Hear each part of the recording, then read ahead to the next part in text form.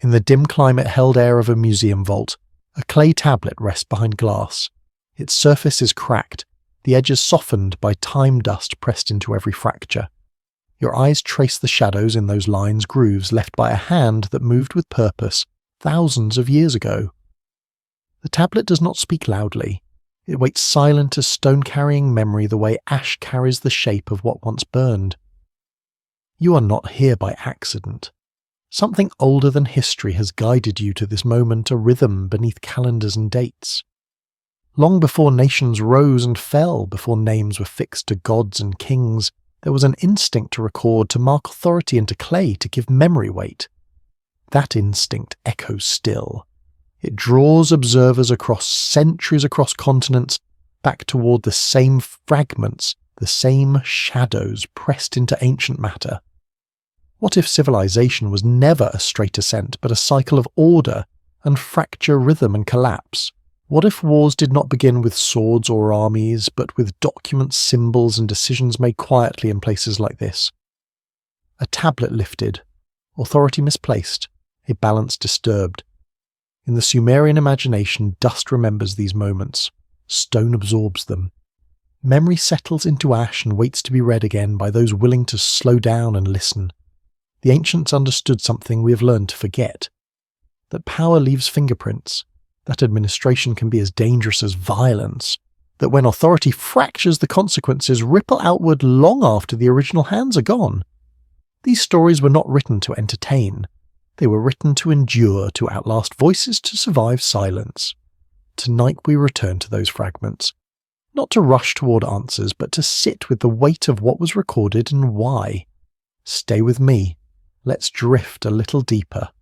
Night settles slowly over the land between the rivers, not as darkness falling, but as temperature dropping, as heat loosening its grip on stone and soil. The air becomes dense, almost mineral, carrying the faint smell of wet clay and silt. In this hour, sound travels differently. Footsteps soften. Insects slow. Even the wind seems to pause as if listening. This is the hour the earth remembers itself. Imagine standing where the Tigris and Euphrates once braided through reed marshes and floodplains. The ground beneath you is neither solid nor liquid, but something in between layered memory compressed into mudstone. Each step presses into sediment laid down grain by grain, season by season, flood by flood. Geology teaches us this patience. Land is not built. It accumulates. Civilization rises on what water allows to settle. In daylight, this place appears ordinary. Brown earth, low horizon, wide sky. But at night scale shifts. The flatness becomes vast. The stars feel closer than distant mountains. You sense how exposed early cities were, how nothing blocked wind invasion or flood. There were no natural fortresses here, only agreements with water, soil and time, only fragile arrangements held together by maintenance. Humidity lingers after sunset, clinging to skin like a second layer. It is the residue of rivers that never fully retreat groundwater, breathing upward through porous earth. This moisture is not incidental. It is the reason life took root here at all. Irrigation canals cut through the land like veins, redirecting flow discipline in chaos. Every channel required labour. Every embankment demanded attention. Gravity carried water downward. Memory carried responsibility forward. From above, this region would look like a delta of intention. Straight lines where rivers wanted to curve, rectangles where marshes wanted to spread, geometry imposed on sediment. This is the first atmosphere of the story. Not gods, not wars, work, repetition, the quiet insistence of systems that must be fed daily or collapse without drama. Erosion is time thinking, and time here thought slowly. As the night deepens, temperature falls another degree. Stone releases the warmth it absorbed all day. Clay does the same more reluctantly. You can feel it if you place your palm against a wall built from mud brick. It exhales heat like a tired animal. These bricks were never meant to last forever. They were meant to be replaced. Maintenance was built into the design. Decay was assumed, not feared. This atmosphere shaped how people understood permanence. Nothing here felt eternal except cycles. Floods came, floods receded, crops failed, crops returned, Records mattered because memory could not be trusted to remain intact. Clay tablets were not art. They were anchors, gravity for information, pressing knowledge into matter so it would not drift away with the next generation. Above the plain, the sky opens without obstruction. Stars emerge not as decoration, but as structure. They appear sharp, unblinking, arranged in patterns that repeat with unsettling precision. For people living here, the heavens were not distant. They were clocks, calendars, guarantees that something beyond the floodplain remained stable. When the ground shifted, the sky did not. This contrast mattered. Below, rivers that changed course, canals that silted up cities that vanished beneath dust within decades. Above, rhythms that returned exactly as expected.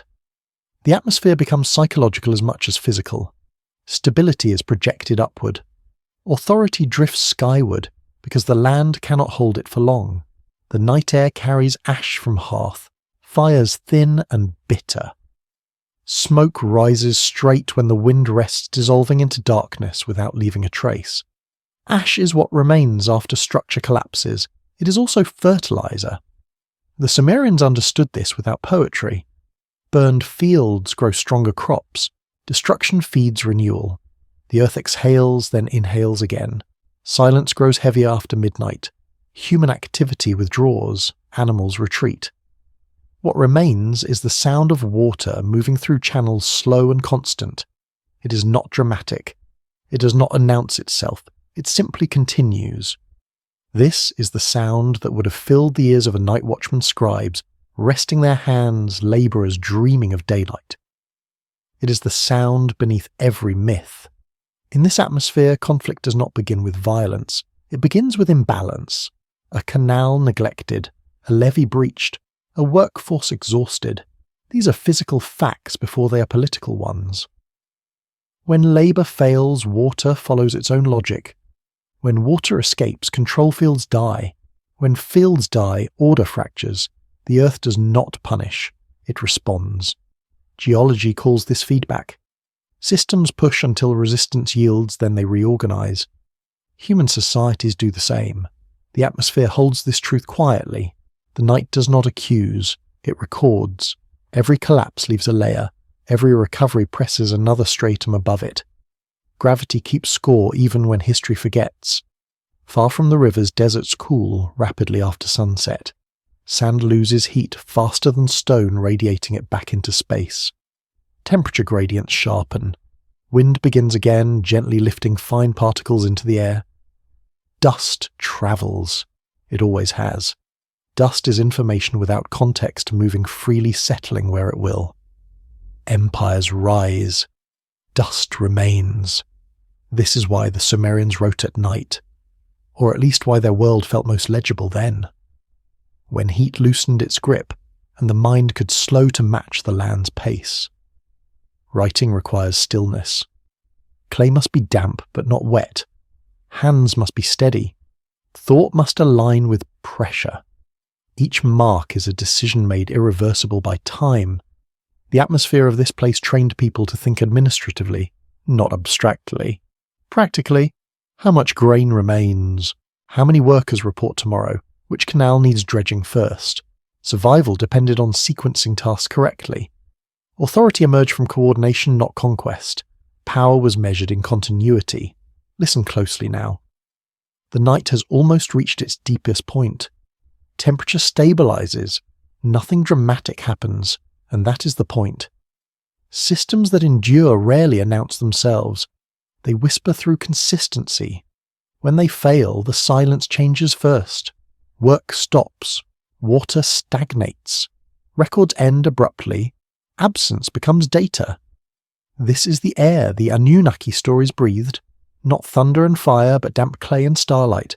Not chaos, but overextension. The atmosphere carries the truth before the text names it.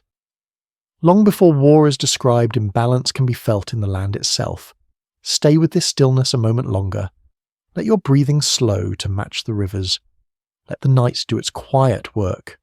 The story does not begin with gods descending from the sky. It begins with Earth holding everything together patiently until it no longer can. Evidence accumulates the way rock does. Not all at once, not in a single dramatic reveal, but grain by grain, layer by layer, pressed together by pressure and time. In geology, certainty is never sudden. It is earned through repetition, through patterns that persist when noise is stripped away. The Sumerian record feels the same. What survives is not a single tablet saying everything, but thousands saying small things quietly agreeing with one another across centuries. Begin with the clay itself. Cuneiform tablets are not rare anomalies. They are the dominant residue of an entire civilization. Over 500,000 have been excavated, and most are not myths, hymns, or epics. They are lists, tallies, receipts, work assignments, names and numbers pressed into wet earth and hardened by the sun. This matters.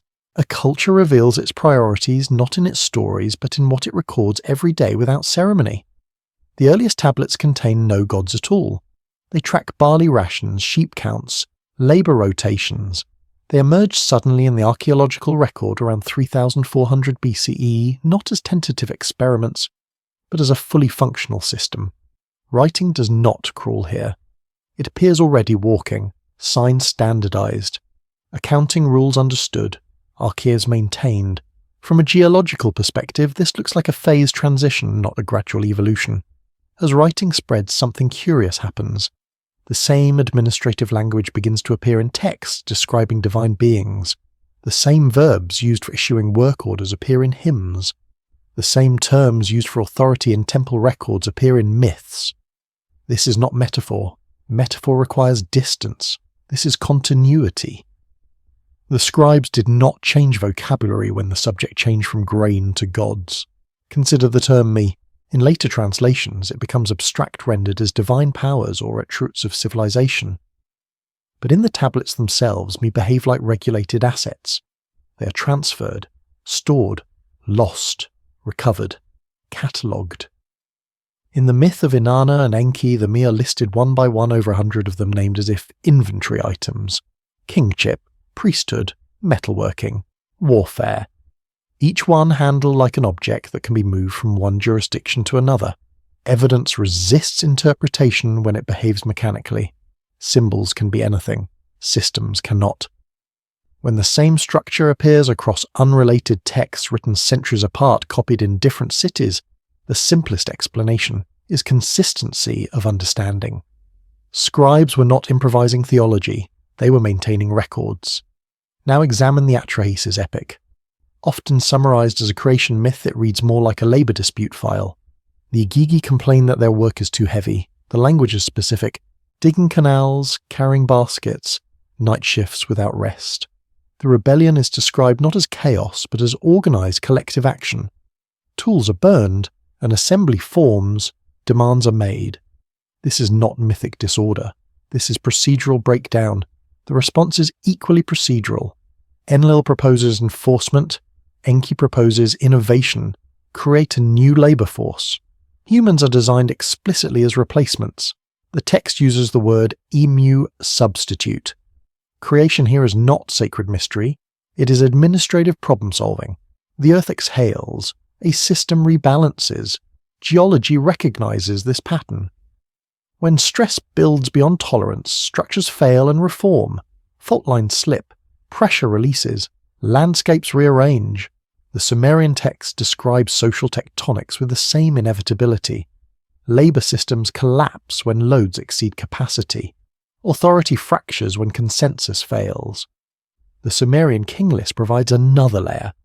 It does not separate mythic time from historical time. Kings before the flood are listed alongside kings after it formatted identically. Same columns, same language, same assumption of continuity. The reign lengths are extraordinary, but the structure is mundane. If this were symbolic mythology, one would expect stylistic distinction. There is none. From an evidentiary standpoint, this is unsettling. It suggests the scribes did not perceive a categorical difference between gods ruling cities and humans ruling cities. Kingship is described as something that descended from heaven, using the same verb used for goods lowered from storage. Authority is treated as transferable property. Gravity applies to power. Cross-reference this with archaeological data. Early Mesopotamian cities required unprecedented labour coordination. Irrigation systems extended for kilometres. Canals had to be dredged constantly or they failed. Salinisation threatened crops if water was mismanaged. These were not small villages adapting casually. They were large-scale systems operating near failure thresholds. Evidence of stress appears everywhere. Layers of abandonment, sudden urban contraction, shifts in settlement patterns. Cities rise rapidly, then vanish, not destroyed by invasion, but simply emptied. This matches textual descriptions of gods leaving cities before destruction. From a geological lens, abandonment is not mysterious. When systems become unsustainable, populations move. The texts do not describe gods vanishing in explosions of light. They describe them withdrawing, leaving temples empty. The city follows. Authority departs first. Infrastructure collapses next. People disperse last. This sequence appears repeatedly. It is not poetic. It is diagnostic. Consider the Tablet of Destinies. It appears across multiple myths, always as a physical object. It can be worn, stolen, dropped, recovered. Its function is precise. Whoever holds it can issue binding decrees. This is not symbolic fate. It is executive authority materialized. The Anzu myth describes administrative paralysis when the tablet is stolen. Decisions cannot be enforced. Time stretches. Silence grows. Anyone who has lived through bureaucratic collapse recognizes this sensation. From a scientific perspective, the persistence of this motif matters. Independent traditions converge on the same mechanics. Authority is centralized. Authority is vulnerable. When symbols concentrate power, they become targets. This is not theology. This is systems theory written in clay. The Enuma Elish intensifies this pattern. Marduk's rise is not justified by wisdom or lineage, but by military success and control of authority symbols. He demands supremacy before battle. He receives it through assembly decree. After victory, the decree is validated retroactively. This is revolution, not myth. The structure mirrors known political upheavals. Archaeology confirms the context. Babylon rises as older centers decline. Marduk replaces Enlil. Temples shift prominence. Administrative centers relocate. The text aligns too well with material change to be dismissed as pure allegory. Myth here is memory compressed, not invention. Evidence accumulates also in absence. After 2000 BCE, something changes. Administrative tablets continue, but divine activity recedes. Gods no longer meet in assemblies. Direct interventions disappear. Offerings become ritual rather than reciprocal. Kings ruled for human-length lifespans. The system simplifies. Geology recognizes this as stabilization after trauma. Following massive disruption, systems reduce complexity to survive. The Earth does this after extinction events. Civilizations do it after collapse. The divine hierarchy simplifies. Humans assume direct control. Authority descends permanently. Evidence does not shout. It hums. It vibrates quietly beneath interpretation. The Sumerian texts are not proof of gods in a modern sense. They are proof of a worldview where administration, labour and authority were understood as cosmic forces, where systems mattered more than personalities, where collapse was not moral failure but structural consequence. In this chapter, nothing supernatural is required, only patience, only attention to patterns that repeat regardless of belief. Clay tablets behave like sedimentary layers, each one thin, each one incomplete.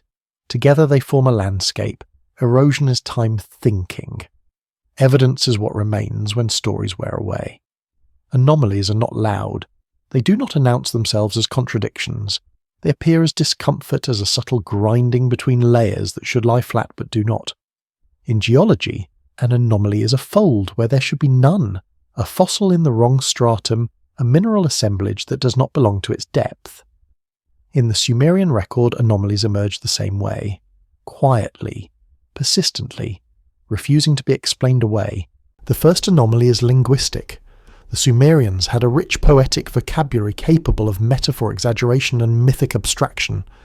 We see it clearly in hymns, laments and love songs, but when the texts describe the Anunnaki, that register often disappears. Instead, the language flattens.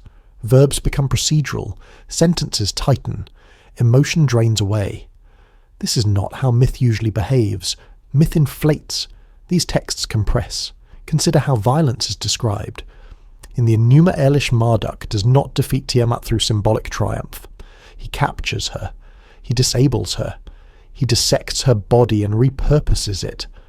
The language is anatomical and methodical. Rivers flow from her eyes. Mountains rise from her ribs. The cosmos is assembled like a dismantled structure reconfigured.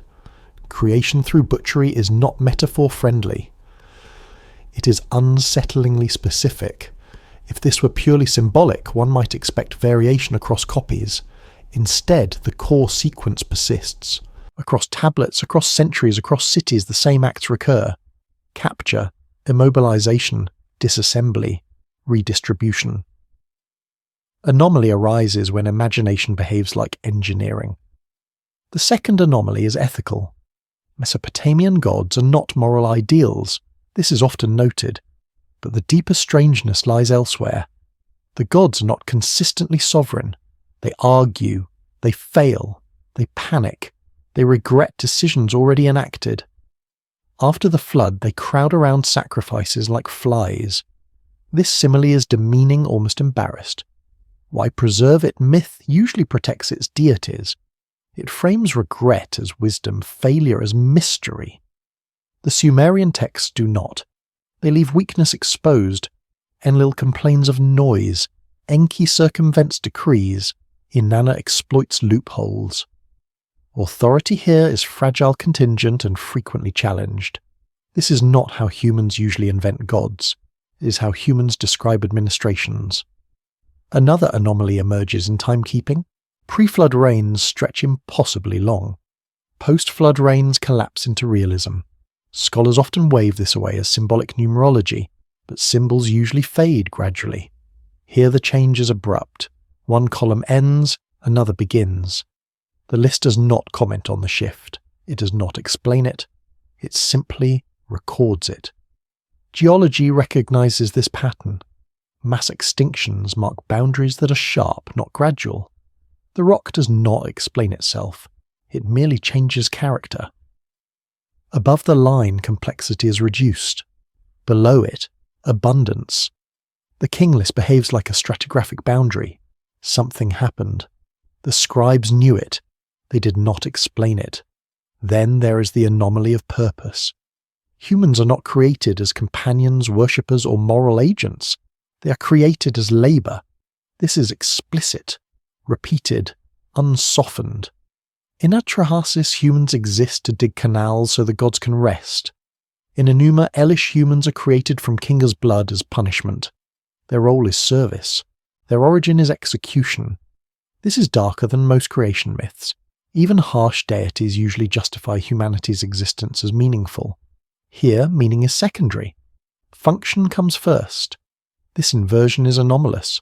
It reads less like theology and more like operational necessity. The earth exhales again. Systems do not care about meaning. They care about load. The anomaly deepens when humans succeed. They multiply. They organize. They create noise rigmu, not just sound, but administrative burden.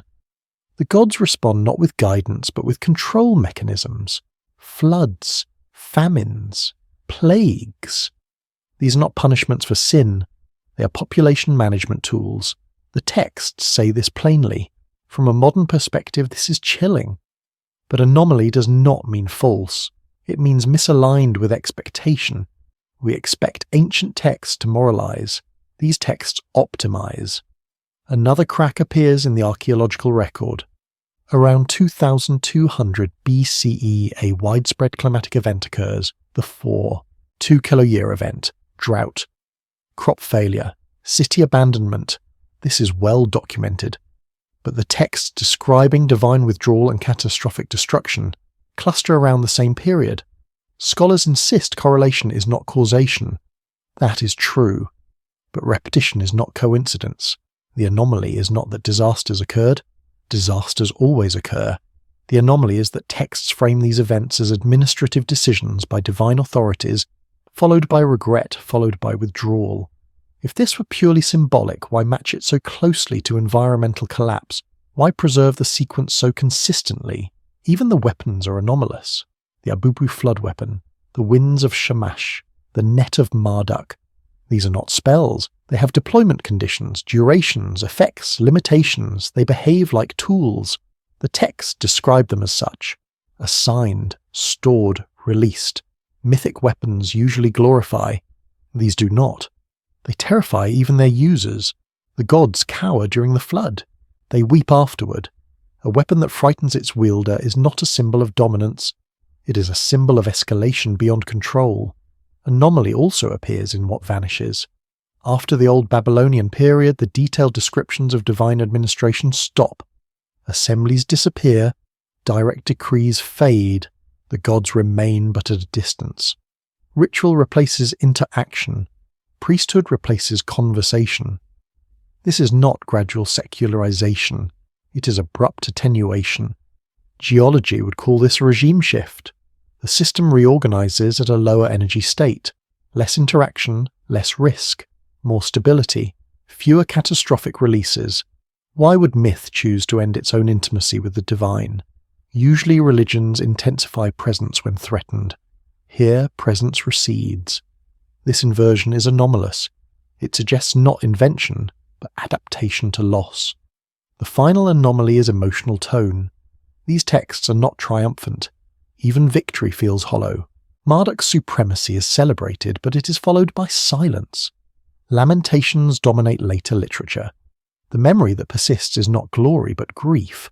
Mythology often resolves. These texts do not. They trail off. They leave questions open. They preserve ambiguity. That is not comforting. It is honest. Anomalies are where inquiry begins. Not because they prove anything, but because they resist smoothing. They catch like grit between teeth. The Sumerian record is full of such grit. Too much to ignore, too consistent to dismiss. Erosion reveals what construction hides. Time wears away the explanatory layers, leaving the shape of what actually bore weight. These anomalies suggest that beneath story lies structure, beneath myth system, beneath God's administration, and beneath administration something broke. In the next movement we enter the silence that follows fracture. Silence is not emptiness. In geology, silence is an interval where deposition stops, where layers thin or vanish entirely, leaving a gap called an unconformity. It is not the absence of time, but time that passed without leaving a clear trace. The Sumerian record contains such gaps. Long stretches where the tablets grow fewer, the language less precise, the divine voice is quieter. These silences are not accidental. They are the most revealing layers of all. After the great conflicts described in the earlier texts, something changes in tone. The tablets do not announce this shift. There is no proclamation of withdrawal, no formal closing of the divine administration. Instead, detail begins to erode. Assemblies that once met regularly fade from record. Decisions once attributed directly to named gods are now mediated through ritual formulas. Authority remains, but its source grows indistinct like a landscape seen through dust. The silence first appears in what is no longer specified. Early texts tell us who decreed where authority resided, which god opposed which policy. Later texts preserve outcomes without process. The harvest failed, the city fell, the king reigned. The cause is no longer debated in the record. It is assumed, generalized, ritualized. This is the sound of bureaucracy after collapse. Systems continue, but memory of how they once functioned is lost. In administrative archives from the Earth 3 period offerings are described as being given directly to gods as present recipients. The phrasing implies expectation of response. The Shepa for Enlil himself on a particular day for a specific outcome. In later periods, the same offerings are recorded differently. They are allocated to rituals. The god becomes an abstraction, administered through ceremony rather than a participant in exchange. Silence enters not as denial, but as distance. This distance mirrors patterns seen after catastrophic events. When a fault ruptures violently, aftershocks follow, then a long quiet. Stress redistributes. The system avoids the configuration that caused failure. The Sumerian divine order seems to do the same. After wars that escalated beyond control after floods, that terrified even the gods who unleash them, direct involvement becomes rare. Silence becomes policy.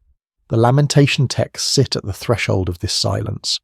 They are loud with grief, yet empty of solutions. Cities are destroyed, gods abandon their temples. People wander, starving, disoriented. But the texts do not describe rescue. They do not describe decisive divine correction. They end in mourning. In geology, this is the layer rich in charcoal after a fire, evidence of burning without immediate regrowth. Consider the lamentation over Ur. It names the gods who leave the city one by one. This is not metaphorical neglect. It is departure. The order matters. Authority withdraws before destruction arrives. When the storm comes, it finds an empty hierarchy. The gods do not intervene to stop it. They watch. They regret. They weep. Silence follows action not before it.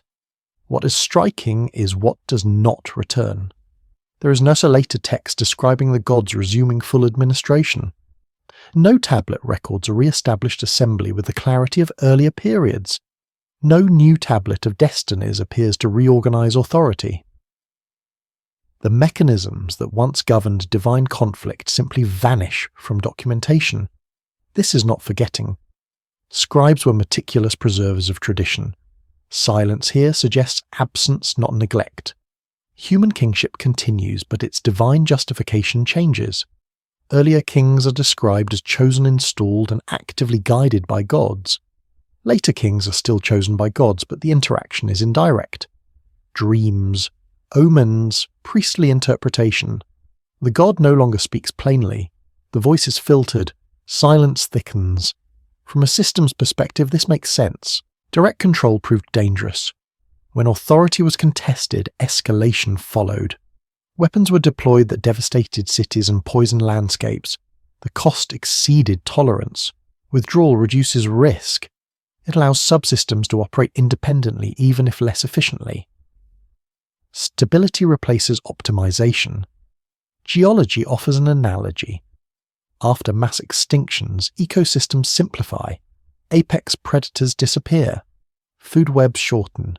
Recovery takes millions of years, but the immediate effect is reduced interaction. Silence in the fossil record marks these transitions. The Sumerian silence may mark a similar contraction not of life, but of governance. The silence is also evident in numbers. The Sumerian king list stops extending divine reigns. Lifespans normalize, time becomes human-scaled. This is not explained, it simply happens. Silence does not justify itself. It merely persists. There is also silence in theology.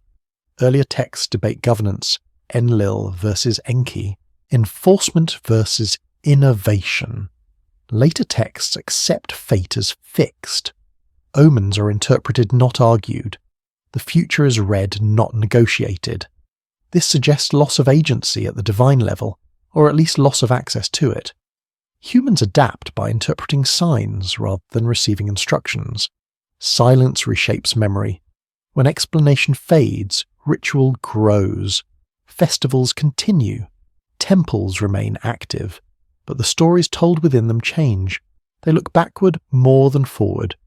They preserve what once was rather than describing what is. This is the behavior of cultures after rupture.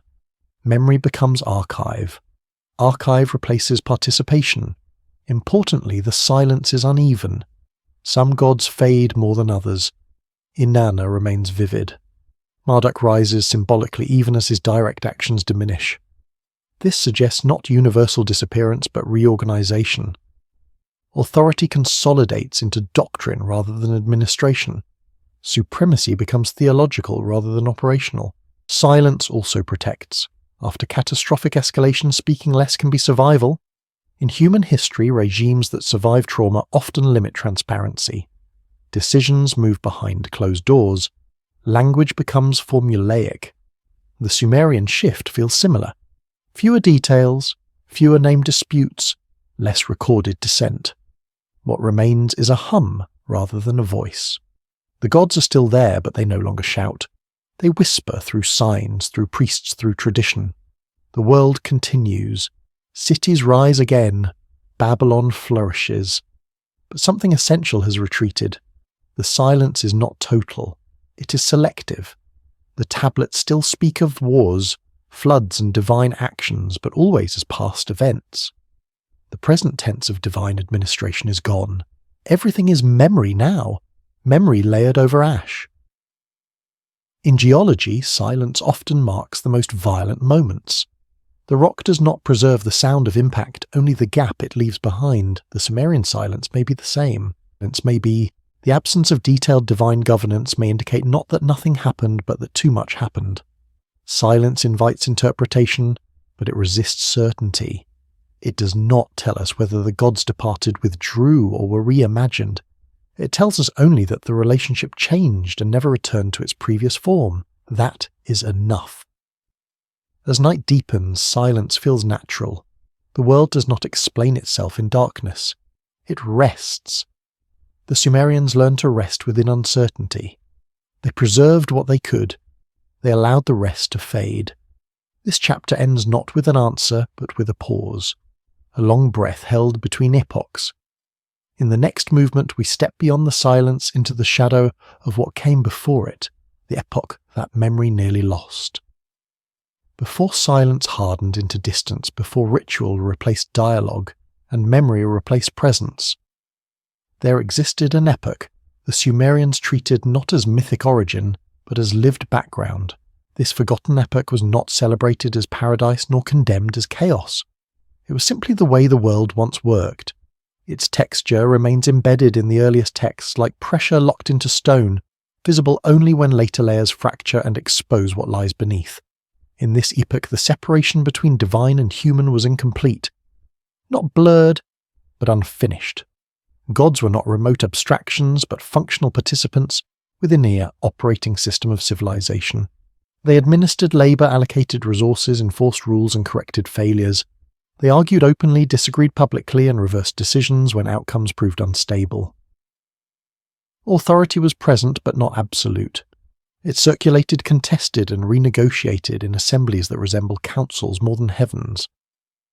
The physical world of this epoch was raw and demanding.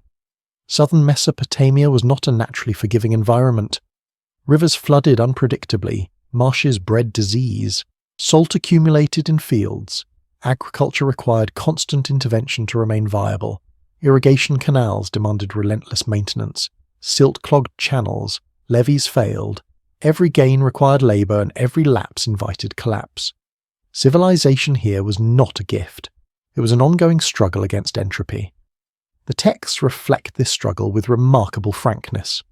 Gods are described digging canals, hauling earth, performing repetitive labor over long cycles. The Igigi do not rebel out of pride or ambition. They rebel because the work is too heavy and the rest insufficient. Their complaint is specific, procedural, and collective. This is not mythic symbolism. It is labor fatigue expressed through the only political mechanism available. Human creation emerges in this context not as miracle, but as redesign. Enki proposes humans as substitutes explicitly to absorb labor load and stabilize the system. The language is technical. Humans are introduced to perform tasks that exhausted their predecessors.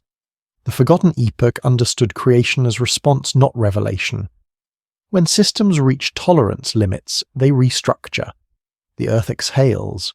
Archaeologically, this epoch corresponds with explosive growth during the Uruk period. Cities expand rapidly. Monumental architecture appears without clear precedent. Administrative complexity multiplies. Writing proliferates not for poetry, but for accounting. Tokens become tablets.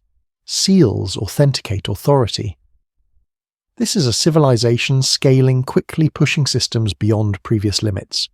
Such phases are inherently unstable, but they generate enormous momentum. The gods of this epoch are inseparable from their roles. Enlil governs through enforcement. Enki solves problems through innovation and circumvention. Inanna accumulates authority by exploiting opportunity. Ninurta enforces boundaries through violence when necessary. These are not moral archetypes. They are functional profiles within a management structure. Their personalities emerge from their responsibilities, not the other way around. Authority during this epoch is tangible. The Tablet of Destinies is not metaphorical fate, but concentrated executive power. Whoever holds it can issue decrees that reality obeys. This implies a world where authority is centralized enough to require a singular control mechanism. Centralization increases efficiency, but amplifies risk. When such authority is contested, conflict becomes existential. The myths preserve this vulnerability with unsettling clarity. When the tablet is stolen, the system falters. Assemblies panic. Decisions lose force. Time itself seems to hesitate. This is not poetic exaggeration. It mirrors what happens when governance collapses. Rules exist, but enforcement fails. Silence spreads temporarily before action resumes. Power outages leave traces. During the Forgotten Epoch, conflict is frequent but bounded. Wars occur, but escalation remains limited. Champions fight on behalf of factions. Territories shift. Resources change hands. Divine intervention remains tactical rather than catastrophic. Winds blind enemies. Nets capture opponents. Weapons disable rather than annihilate. The system still contains its violence. Humans during this time are neither insignificant nor autonomous. They act as labourers, soldiers, priests and administrators. Some are designated as servants to specific gods, their roles formalised and documented. These relationships are contractual rather than devotional. Humans are assets within a larger structure, but assets that grow in complexity and agency.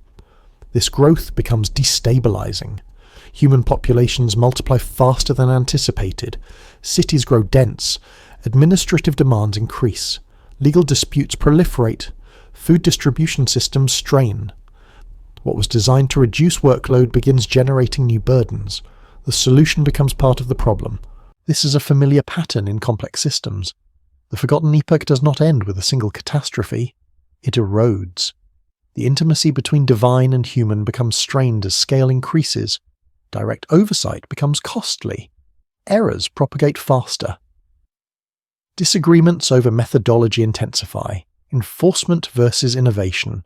Control versus adaptation. These tensions accumulate quietly. Flood narratives emerge near the end of this epoch as moments of violent adjustment. The flood is not presented as moral judgment, but as system reset.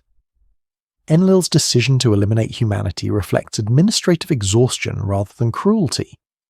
Enki's intervention reflects strategic preservation rather than compassion. Both positions arise from differing philosophies of governance. After the flood, the Forgotten Epoch is already gone. What survives is memory filtered through trauma. Humans remain but under new constraints. Lifespans shorten.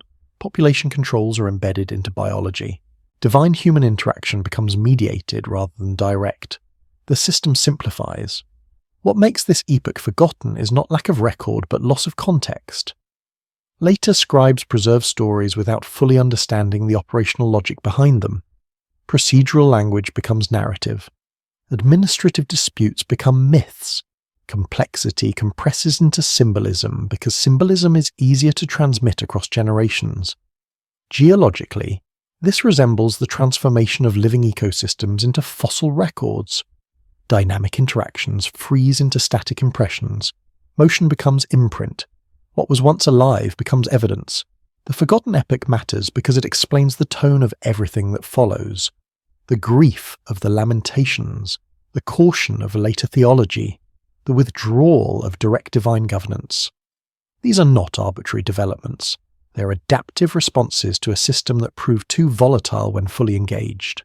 At night, this epoch feels close because it mirrors our own early phases of complexity.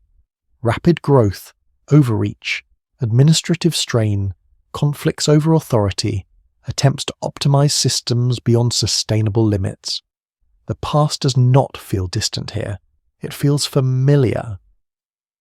As we move forward, the Forgotten Epoch fades further into shadow, but its structure remains embedded beneath later layers. It shaped the conditions that made catastrophe necessary and withdrawal inevitable. Collapse did not erase it. It transformed it. In the next movement, we will watch how collapse becomes reset not as annihilation, but as planetary breath, allowing the world to release accumulated pressure and begin again. Reset is a word that suggests simplicity, a clean return to zero, but in geology and in history resets are never neat. They are not erasures, they are pressure releases. When stress accumulates beyond what a system can bear, the system does not vanish, it exhales, faults slip, ice sheets retreat. Rivers change course. What remains is altered quieter, carrying memory in its fractures. The Sumerian texts describe catastrophe in exactly this way, not as an ending, but as a forced adjustment. The flood narratives sit at the centre of this reset. They appear across multiple traditions, copied and recopied for centuries, each version slightly different yet unmistakably related. Eridu-Genesis, Atrahasis, Gilgamesh. Later Babylonian retellings. This persistence matters. Cultures do not preserve stories this carefully unless they mark structural change. The flood is not remembered because it was dramatic. It is remembered because it reorganized the world. In these accounts, the flood is not spontaneous. It is deliberated. The gods assemble. Complaints are reviewed. Noise rigmu has become unbearable. Administration has failed. Human population growth has exceeded manageable limits. The decision to flood is framed as policy, not punishment. Enlil's reasoning is explicit. The system has become too costly to maintain. Rest is impossible. Sleep is disrupted. The language is bureaucratic exhaustion, not moral outrage. Enki's opposition introduces tension but not sentimentality. He does not argue that humans deserve to live. He argues that eliminating them invalidates the solution he proposed to the Igigi labor crisis. Without humans, the old problem returns. Who will dig canals? Who will maintain temples? Who will perform the labor the gods depend upon? Enki's resistance is strategic. Preservation is efficiency. The flood itself is described with disturbing precision. It is not gentle rain. It is a bubu the flood weapon, the same term used elsewhere for instruments of destruction. The water is deployed, released, sustained for a fixed duration. Even the gods are frightened by its magnitude. They cower. They weep.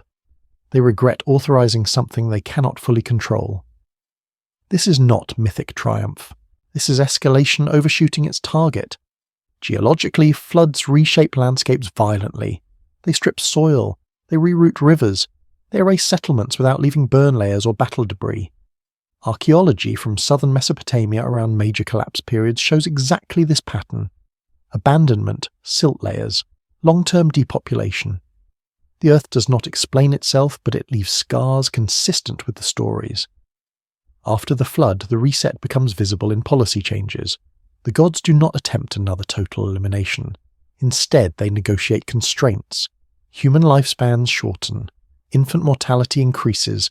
Disease enters the system. Predators cull populations. These are not punishments. They are regulatory mechanisms embedded into existence. Control shifts from intervention to design. This is how stable systems operate. Rather than correcting failure through repeated catastrophe, they build limits into the structure. In ecology, this appears as carrying capacity. In physiology as aging. In civilization as law. The Sumerian texts recognize this intuitively. The reset is not mercy. It is optimization after failure. What follows the flood is not restoration of the old order. The forgotten epoch does not return. Divine human intimacy does not resume. Instead, interaction becomes mediated. The gods withdraw from daily administration. They remain powerful but distant. The reset reduces complexity by increasing separation. Risk decreases. Responsiveness declines. Stability improves. This withdrawal mirrors post-catastrophe behavior in complex systems. After near collapse, systems avoid configurations that led to failure. Direct divine governance proved too volatile. Conflicts escalated too far. Weapons caused irreversible damage. The safest solution is distance. Authority remains, but intervention becomes rare. The reset also redefines humanity's role. Humans are no longer experimental labor replacements. They are permanent residents within constraints. Their survival is necessary, but their growth is managed. They inherit the burden of labor without proximity to decision-makers. This is the origin of existential distance. Humans serve gods they no longer converse with. The psychological impact of this reset is preserved in later literature. Fear replaces familiarity, omens replace dialogue, priests replace assemblies, fate replaces negotiation. The world feels less responsive, more opaque. This is not theological evolution toward abstraction. It is the aftershock of withdrawal. Geology again offers parallel. After volcanic eruptions, landscapes cool, lava hardens, life returns slowly differently. Species that thrived before may not return. New equilibria form. The flood functions the same way. It hardens boundaries. It cools interactions. It ends experimentation. The reset is also evident in kingship. Post-flood rulers reigned for human lifespans. Authority is still divine in origin, but execution is human. Kings become managers rather than intermediaries of divine will. Their legitimacy rests on tradition rather than direct instruction. This marks a fundamental shift in governance. Importantly, the reset does not erase memory. The flood stories are retold precisely because they justify the new order. They explain why the gods are distant, why suffering exists, why death is unavoidable. They normalize constraint by grounding it in catastrophe. Memory becomes stabilizing force. The lamentations that follow later collapses echo the flood's logic. Cities fall because gods withdraw. Storms devastate because decrees were irreversible. Regret follows action, but action is not undone. The reset establishes a world where consequences persist. No return to innocence is possible. At a planetary scale, resets are essential. Without them, pressure accumulates indefinitely. Plates lock. Magma builds. When release finally comes, destruction is absolute. Smaller resets prevent terminal failure. The flood may represent such a release. Terrible, but survivable. Devastating, but incomplete. The texts suggest the gods understood this too late. They did not anticipate the magnitude of what they unleashed. Their horror afterward is genuine. This realization likely informs their subsequent restraint. The reset teaches caution. In human terms, this is the moment when power learns its limits. When authority recognizes that not every problem can be solved through force. When systems redesign themselves to avoid their own excesses. The Sumerian record preserves this lesson with unsettling clarity. As night deepens, the reset feels familiar. We live in its aftermath. A world where intervention is rare, where systems operate autonomously, where authority is distant, where catastrophe has shaped design. In the next movement, we will listen for echoes. The reset did not erase the past. It left vibrations that continue to resonate through bodies, cities, and habits. Subtle reminders of a world that once operated differently, and may under pressure try to do so again. Echo is not repetition. It is what remains after impact when energy has moved on but shape still remembers direction. In geology, echoes appear as inherited fault lines, ancient fractures reactivated long after the forces that created them are gone. Rivers return to old channels after floods. Mountains rise again along scars thought dormant. The Sumerian world carries echoes in exactly this way, not as stories retold verbatim, but as structures that continue to guide behavior long after their origin has faded from awareness. After the reset, divine presence withdraws, but the architecture designed for it remains. Cities continue to organize themselves around temples that no longer house direct authority. Canals are maintained according to alignments established when gods were believed to walk among workers. Calendars preserve rhythms fixed during an age of direct oversight. Humans inherit a system built for administrators who are no longer present, and the system continues to function because habit is stronger than memory. One of the deepest echoes settles into the human body. Mortality becomes regularized. Lifespans shorten decisively. Aging ceases to be an anomaly and becomes expectation. The texts describe these changes as negotiated outcomes introduced deliberately after catastrophe to prevent future instability. What later cultures call nature, these texts describe as policy embedded into flesh. Biology becomes governance. Gravity becomes memory. Architecture preserves the echo with particular clarity. Ziggurats rise as vertical diagrams of authority-layered platforms ascending toward a sky that no longer responds. Their form is not accidental. Each tier narrows as it rises, mimicking the concentration of power.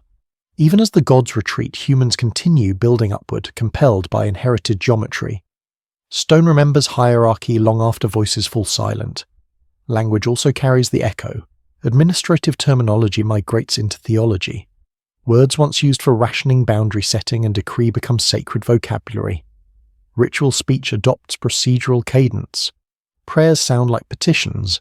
Liturgy moves with the rhythm of accounting. This is not metaphorical drift, yet it is fossilization. When systems stop evolving, they ritualize. Law emerges as another echo. Early legal codes are framed as immutable, descending from divine authority, even as enforcement becomes entirely human. This structure mirrors the tablet of destinies without naming it. Absolute authority survives as form after substance withdraws. Humans inherit the shell of divine governance and fill it with their own administration constrained by inherited expectations. Cities behave like echoes as well.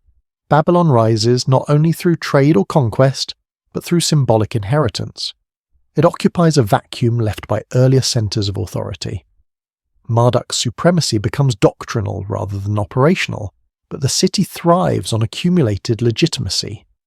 Power concentrates where memory points, even when the original reason is forgotten. Psychological echoes shape behavior more subtly. Fear of abandonment permeates later texts. Gods can leave cities. Protection can be withdrawn. Favor is unstable. This anxiety drives excessive ritualization. Offerings multiply. Omens are scrutinized obsessively. When direct communication disappears, interpretation expands to fill the void. Silence amplifies uncertainty. In geological systems, aftershocks follow major ruptures unevenly. Some regions stabilize quickly, others tremble for centuries. The post-reset world behaves the same way. Some cities adapt to reduce divine involvement.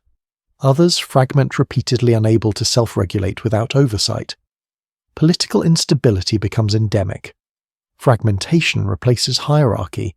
Human kingship absorbs divine functions out of necessity. Kings judge disputes, command labor, manage resources, and lead armies. Yet they justify these actions through divine sanction. Authority becomes human in practice and divine in theory. This duality creates tension that never fully resolves. Power requires legitimacy, but legitimacy refers to an absent source.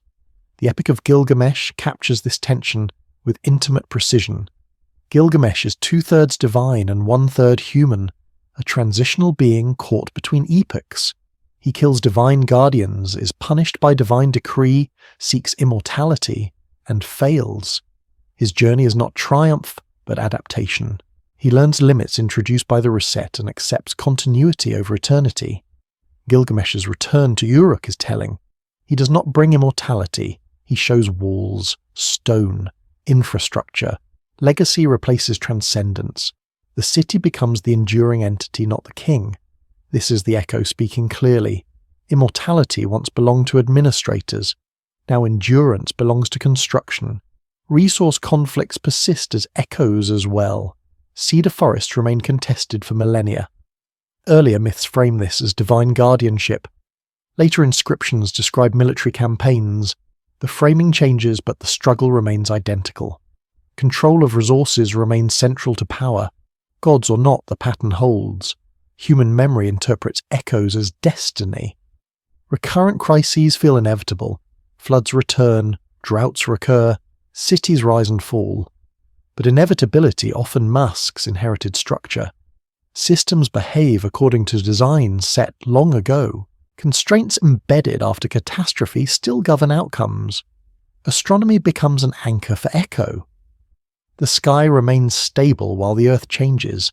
Calendars persist. Rituals align with celestial cycles. Humans project order upward when terrestrial systems feel unreliable. The heavens become reference precisely because authority withdrew from the ground. The concept of fate itself is an echo. Fate replaces decree. Instead of authority issuing commands, reality enforces outcomes automatically. This is governance without governors, control internalized. Humans interpret signs rather than negotiate decisions. Silence deepens, but order persists. Geology names this isostatic adjustment. After weight is removed, land rebounds slowly, unevenly. The reset removes divine weight from daily affairs. Human systems rebound unpredictably. Some rise into autonomy. Others fracture under residual stress. The echo is adjustment stretched across centuries. Later Mesopotamian religion reflects this shift. Gods become cosmic principles rather than administrators. Justice order destiny replace labor assignments and direct intervention. Abstraction reduces risk. Abstract gods cannot escalate conflicts through weapons. But abstraction also reduces responsiveness. Humans inherit responsibility without guidance. The echo spreads beyond Mesopotamia. Flood narratives appear in Hebrew tradition. Watcher myths preserve memory of beings withdrawn or bound. Greek stories recount titans displaced by younger gods. Each culture adapts the structure to its own environment, but the pattern persists: earlier divine orders, catastrophic conflict, withdrawal, reorganization. Echo explains why these stories endure. They are not entertainment, they are warnings embedded in memory. They describe what happens when authority concentrates too tightly, when systems overextend, when escalation outruns control. Dust settles, but it does not forget. At night, echoes become audible. Sound travels farther, distance compresses, the past feels near. The Sumerian echo hums beneath modern life in bureaucracies, infrastructures, hierarchies, and anxieties that function without remembering their origin. This chapter is not about belief, it is about persistence. The past does not require faith to shape the present. It only requires structure. The reset altered form, but not foundation. The echo ensures continuity. As we move forward, recognition replaces resonance. Echo becomes pattern. Pattern reveals design. In the next movement, we will trace these designs, consciously seeing how history curves rather than advances, how it returns rather than progresses, and how what once happened is never fully finished. Patterns do not announce themselves. They emerge quietly, the way frost forms on stone, long before dawn, or the way a shoreline curves without ever deciding to do so. In geology, patterns are not imposed. They are revealed through accumulation. Layer upon layer, event upon event, pressure upon pressure, until repetition becomes structure. History behaves the same way. It does not move forward as a line. It circles, roads, resets, and circles again. The Sumerians understood this instinctively. Their texts do not argue for cycles, they assume them. Kingship descends, rises, fractures, and descends again. Cities flourish, decay, and are rebuilt atop their own bones. Even the gods are not exempt. Authority flows, concentrates, fractures, and reforms. The Anunnaki war, when read slowly, is not a singular catastrophe. It is a familiar rhythm expressed at a different scale. In sedimentary rock, repetition is memory. A flood layer appears then, another above it, separated by calm deposits. The earth remembers through structure, not narrative. The Sumerian record behaves similarly. Labor revolts appear, disappear, and reappear across texts. Authority symbols are established, contested, stolen, and re-established. What seems dramatic in isolation becomes predictable when viewed across centuries. The pattern begins with order. Order always does. A system is established to manage complexity, to distribute labor, to regulate authority. In the divine text, this takes the form of hierarchy. Enlil decrees, Enki designs, the Anunnaki administer, the Igigi labor. It is elegant, efficient, and stable until it is not. Complexity increases, pressure accumulates, and the system begins to strain. Strain does not announce collapse. It manifests first as noise, complaints, delays, small inefficiencies that require more oversight. In the text, this is described as rigmu. Noise not as sound, but as administrative burden. The same word later used for humanity. Systems do not fail because they are evil. They fail because they grow heavy.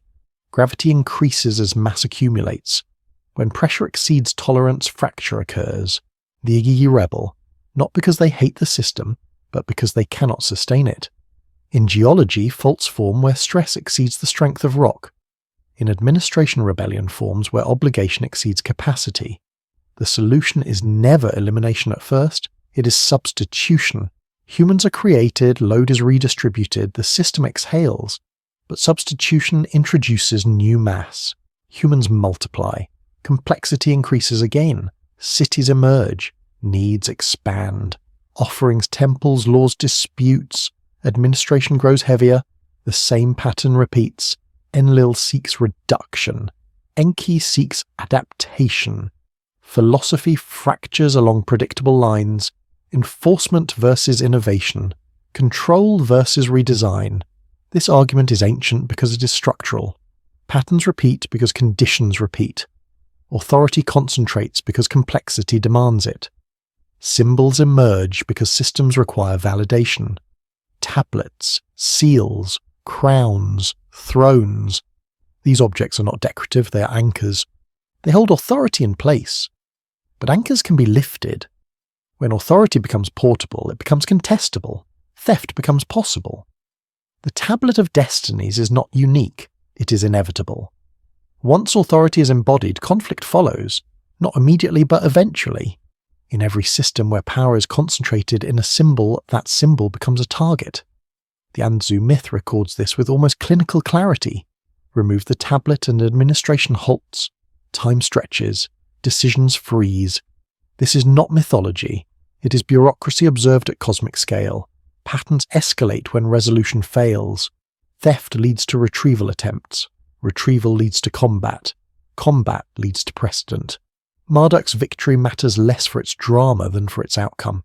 Authority is not restored, it is relocated. The assembly ratifies what violence has already achieved.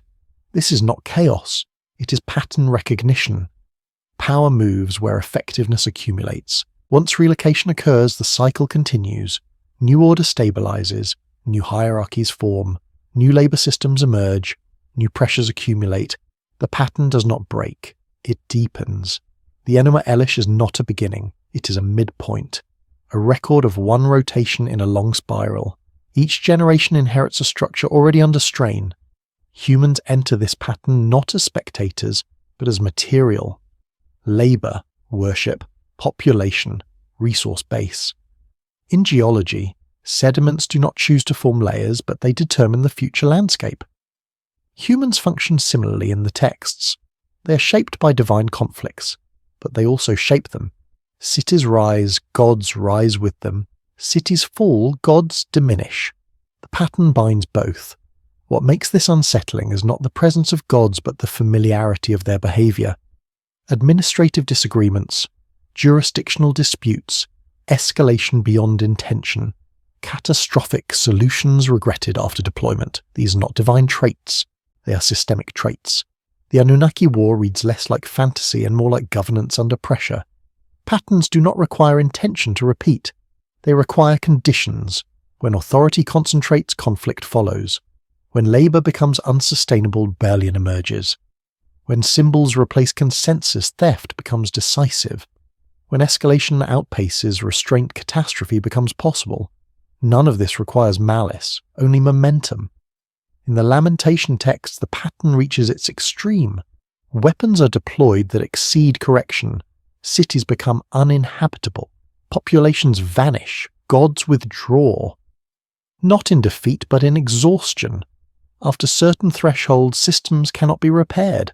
They can only be abandoned. In geology, this is when tectonic plates shift, entirely creating new basins and destroying old ones. The silence that follows is not peace. It is absence. The texts grow quieter. Gods act indirectly. Ritual replaces administration. Memory replaces presence. This is not decay. It is transition. Patterns do not end. They change scale. Human governance fills the vacuum. Kings replace gods. Law replaces decree. Bureaucracy replaces divine assembly. Yet the pattern persists. Empires rise and fall. Authority symbols change shape. Crowns replace tablets. Documents replace seals. But the logic remains. Concentration, contestation, escalation, reset. The Anunnaki War is not exceptional. It is exemplary, a large version of a small truth. This is why the Sumerians recorded it. Not because it was glorious, but because it was instructive. They documented gods the way they documented grain, because both obeyed systems, both accumulated, both failed under pressure. Myth and accounting share a language because reality does not separate them. To recognize the pattern is not to predict disaster. It is to soften its impact. Erosion is time thinking. Patterns reveal where pressure will go next. The Earth does not repeat itself out of cruelty. It repeats because physics does not change. Neither does administration. As night deepens, patterns become comforting. The repetition means nothing is unprecedented. The past has moved this way before. It will move this way again. The Anunnaki War did not happen once. It happens whenever systems forget their limits. The pattern is not a warning carved in stone. It is a rhythm written in dust. Understanding this does not demand action. It invites rest. Awareness without urgency. Acceptance without fear. The pattern does not threaten. It explains. An explanation like gravity holds things gently in place. The circle continues. Warnings rarely arrive as alarms. They arrive as subtleties, as shifts in texture and rhythm that only become obvious in retrospect. In geology, the Earth does not shout before it changes course. Pressure builds invisibly. Heat migrates. Faults tighten. Then without drama, something gives way. Ancient civilizations understood this kind of warning. They listened not for noise, but for imbalance. The Sumerian texts are saturated with this sensibility. They do not frame catastrophe as surprise.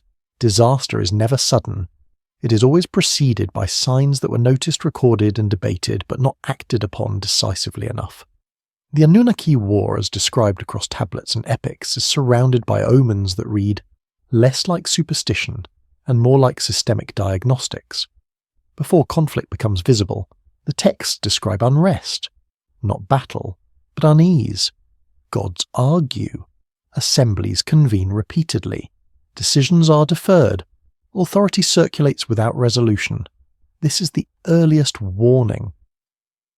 In any system, when meetings multiply without outcome, pressure is accumulating somewhere else.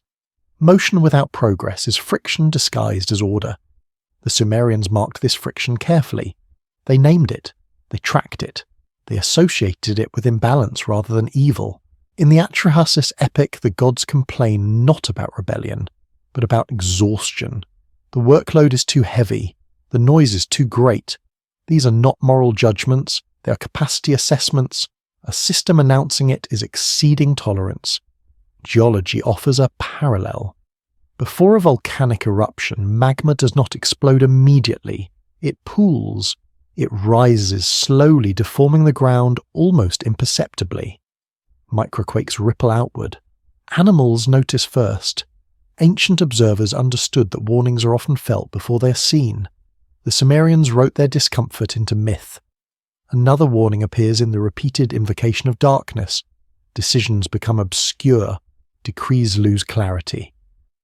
The phrase, "the decrees of the gods grew dark," appears not as metaphor but as functional description. Darkness here is not absence of light. It is loss of resolution. Authority cannot be read clearly. Instructions no longer align with outcomes.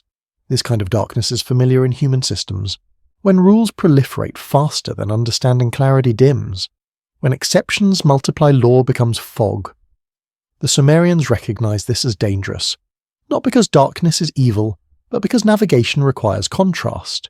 Without it, movement becomes guesswork. Warnings also appear in boundary violations.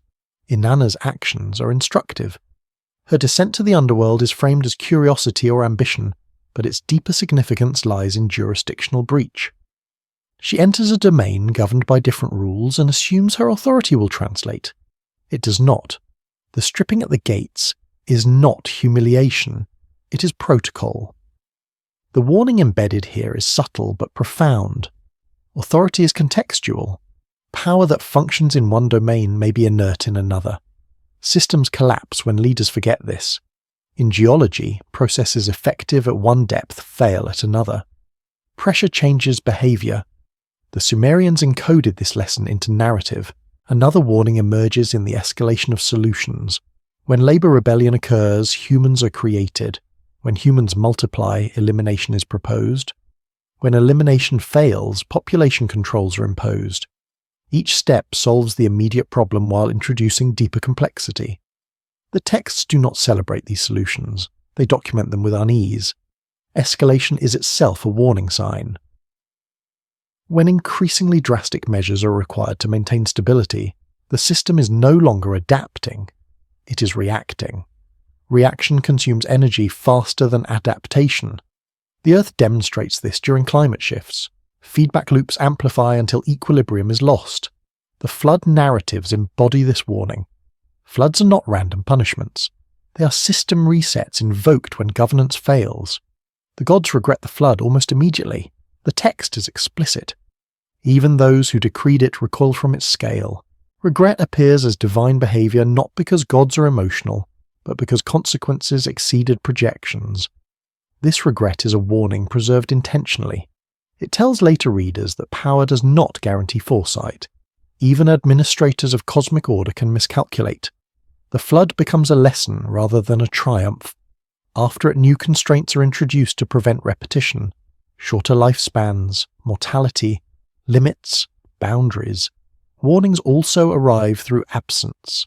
In the Lamentation text, gods leave cities before destruction. This departure is ceremonial, deliberate, and devastating. It is not abandonment born of indifference. It is withdrawal born of recognition. The system has failed.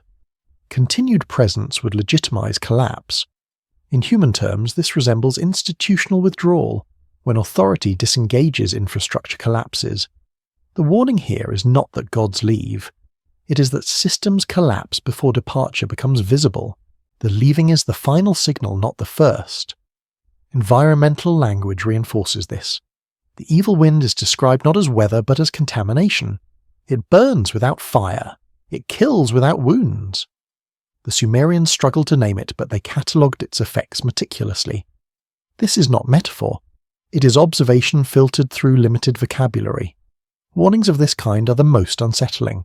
They suggest technologies or forces beyond comprehension. The texts do not glorify them. They recoil, they mourn. They describe gods covering their faces. When creators fear their own creations, the warning could not be clearer. Another warning appears in the shrinking role of divine assembly. Early texts depict frequent meetings, debates, votes. Later texts reduce this activity. Decisions become unilateral or absent. This is not efficiency, it is fatigue. When consensus becomes impossible, systems either fracture or freeze. Freeze precedes collapse. In geology, stagnant systems accumulate stress until failure is catastrophic. The Sumerian authors sensed this. They recorded the diminishing presence of gods not as progress, but as loss. Something vital had retreated. Warnings persist into human history. Kingship durations shorten. Dynasties fragment. Cities war continuously without lasting resolution. These patterns mirror divine conflicts at smaller scale. The Sumerians did not separate these domains. They understood that human disorder reflected cosmic disorder and vice versa. This interconnectedness is itself a warning. When systems are tightly coupled, failure propagates. A labor dispute becomes a divine war. A city's fall becomes cosmic lamentation. Complexity magnifies consequence. The Earth behaves similarly. Interconnected systems amplify disturbance. Yet the texts are not fatalistic. Warnings are recorded because they can be read. Memory is preventative. The Sumerians believed that understanding patterns softened their impact. They did not expect to stop cycles. They expected to endure them. Night in these narratives is not fear. It is quiet. Warnings are easier to hear when noise fades. The darkness of the tablets invites contemplation, not panic. The warning is not that collapse is imminent. It is that awareness must deepen. As the Anunnaki War approaches its destructive phases, the warnings become unmistakable. Authority concentrates violently. Symbols are stolen, weapons escalate, domains are breached. Each step was preceded by signs that were noted. Nothing arrived unannounced. This is the final warning the texts offer. Catastrophe is never sudden to those who watch patiently. It only appears sudden to those who ignore accumulation. The Sumerians watched. They recorded. They passed the record forward. To read these warnings now is not to fear repetition. It is to recognize rhythm. Pressure builds, release follows, peace. Silence comes after. The earth breathes. Systems breathe. The warning is simply this: pay attention. And in paying attention, rest becomes possible. The ancient world did not separate sky from earth the way modern thought does. There was no clean boundary where stone ended and stars began. Instead, there was continuity, a vertical dialogue, where what happened above echoed below, and what fractured below sent tremors upward. The Sumerians lived inside this dialogue. For them, geology and cosmology were not different disciplines, but different scales of the same reality. When they looked at the heavens, they did not see abstraction. They saw structure, paths, assignments. Each celestial body was a jurisdiction, a rhythm keeper, a moving marker of authority. The sky was not symbolic, it was administrative. The movements of planets were read the way a modern engineer reads gauges, not to predict fate, but to monitor balance. Earth, in contrast, was not passive. It responded. Rivers shifted course. Marshes expanded and retreated. Salt crept upward through soil, ruining fields slowly, patiently. These were not accidents. They were feedback. The land recorded decisions made above, whether divine or human, the way rock records pressure through fracture and fold.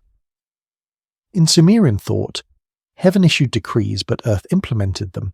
This was not obedience. It was translation. A decree without material expression meant nothing. Authority had to sediment into stone water and grain to be real. The sky could declare order, but the earth revealed whether that order could endure. The Anunnaki occupied this vertical axis. Their domains were not simply celestial. They were positioned between layers moving along the gradient from sky to soil. Enlil's authority was atmospheric. He governed wind breath, the invisible forces that shaped climate and command alike. Enki's domain was subterranean, freshwater wisdom, the hidden currents beneath the surface that made fertility possible. Conflict between them was not metaphorical, it was structural. When Enlil imposed decisions from above, Enki responded by altering conditions below. One ruled through enforcement, the other through adaptation. Their disagreements played out not only in myth, but in the behavior of the land itself. Flood narratives illustrate this perfectly. The flood is not simply water descending from the sky. It is groundwater rising. It is the failure of boundaries between above and below. Rain alone does not create floods of that scale. Saturation does. The Sumerians understood this intuitively, even if they lacked modern hydrology. Their descriptions capture the convergence of sky pressure and earth response. Sky and earth also met through time. Celestial cycles governed agricultural calendars. Planting was aligned with stars not out of superstition, but out of observation. The heavens marked repetition. The earth required patience. Together they taught rhythm. Break that rhythm and scarcity followed. The Anunnaki war disrupted this alignment. Authority in the sky fractured and the earth reflected it. Fields failed. Cities flooded or dried. Lamentation texts describe landscapes becoming unfamiliar, hostile, unrecognizable. This was not punishment. It was misalignment. When governance above loses coherence, processes below become chaotic.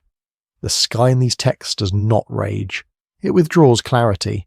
Omens increase because predictability decreases. Stars still move, but their meaning blurs. Eclipses become unsettling not because they are rare, but because interpretation fails. When the sky cannot be read, decision-making falters. Earth responds differently. It accumulates stress. Salinization of southern Mesopotamia is archaeologically documented. Over-irrigation raised water tables, bringing salt to the surface. Crops declined. Cities weakened. This was not divine wrath. It was feedback delayed by generations. The Sumerians preserved this lesson indirectly. They described gods abandoning cities before destruction. This is not abandonment in anger, it is recognition that the earth can no longer support what the sky decreed. When alignment breaks, presence becomes impossible. Sky and earth meet again in architecture. Ziggurats were not mountains built for spectacle, they were interfaces. Artificial high ground in a flat land designed to reconnect vertical order. Their terraces mirrored cosmic layers. To ascend a ziggurat was to move through jurisdictions from human to divine, from earth to sky. But even these structures eroded. Mud brick returns to clay. Gravity reasserts itself. No monument escapes geology. The Sumerians knew this. They rebuilt constantly. Maintenance was ritual. Repair was worship. To keep stone aligned with sky required continuous labour. This labour was central to the Anunnaki conflict. The Igigi rebellion was not philosophical. It was exhaustion. Maintaining the vertical system required work, and that work became unbearable. Humans were created not as punishment, but as infrastructure. They were inserted into the system to absorb strain. This insertion altered the balance. Humans multiplied. They modified landscapes. Canals extended farther than intended. Fields expanded into marginal land. Productivity increased briefly, then declined. The Earth signalled overload, but the system pressed forward. Sky and Earth diverged. Authority insisted on continuity.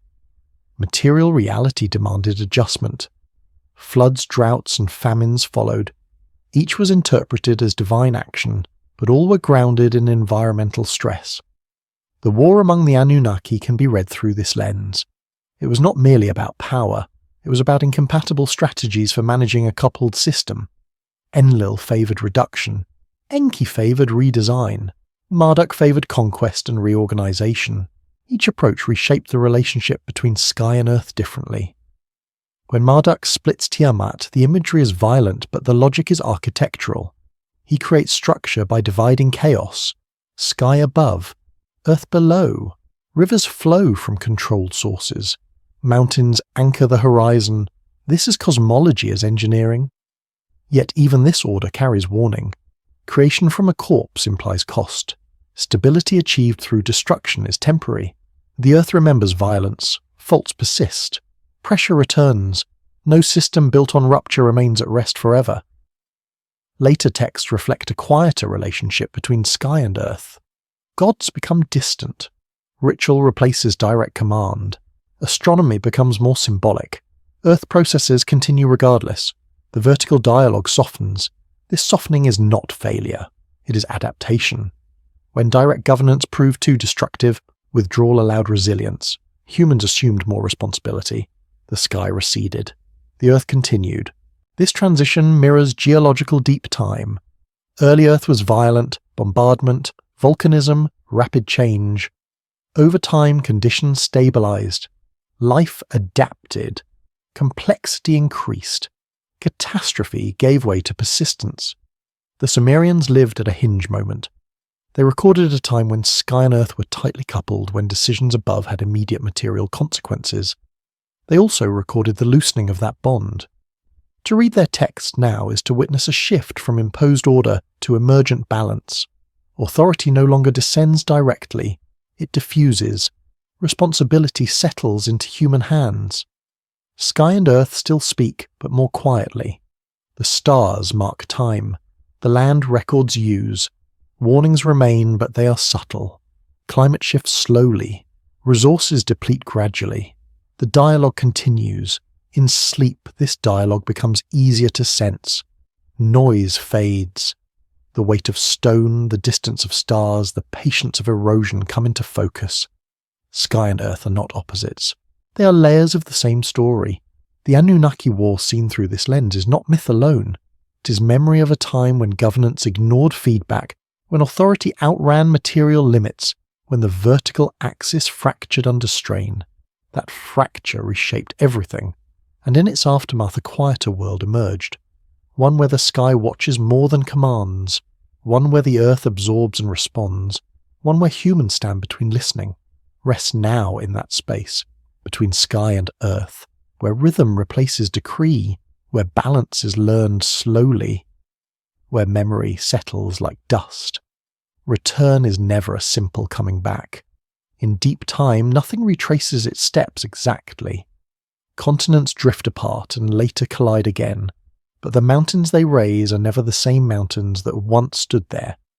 Rivers return to ancient paths, yet the sediments they carry belong to different ages. In this way, return is not repetition. It is recognition. The Sumerian texts approach return with this same understanding as a quiet reappearance of familiar structures rather than a dramatic reversal. After the wars, after the floods, after the withdrawal of direct divine authority, the world does not end. It settles. Cities are rebuilt on older foundations. Canals are re-excavated along remembered lines. Names of gods persist even as their presence fades. The return described in these texts is not the return of the Anunnaki themselves, but the return of patterns they once enforced. Order Rare emerges thinner, less absolute but recognizable. Geology teaches that after catastrophe, landscapes do not reset to zero. They inherit scars. Fault lines remain. Basins fill with new sediment, but the shape of the basin is determined by ancient fractures. In the same way, human civilization after the Anunnaki War grows within constraints established during that earlier era. Administration, hierarchy, ritual and kingship all return, but none with the same intensity or scale. The return begins subtly. Authority reconcentrates, but cautiously. Kings still claim divine favour, yet their reigns shorten. Their power is real, but bounded. No ruler holds dominion for thousands of years anymore.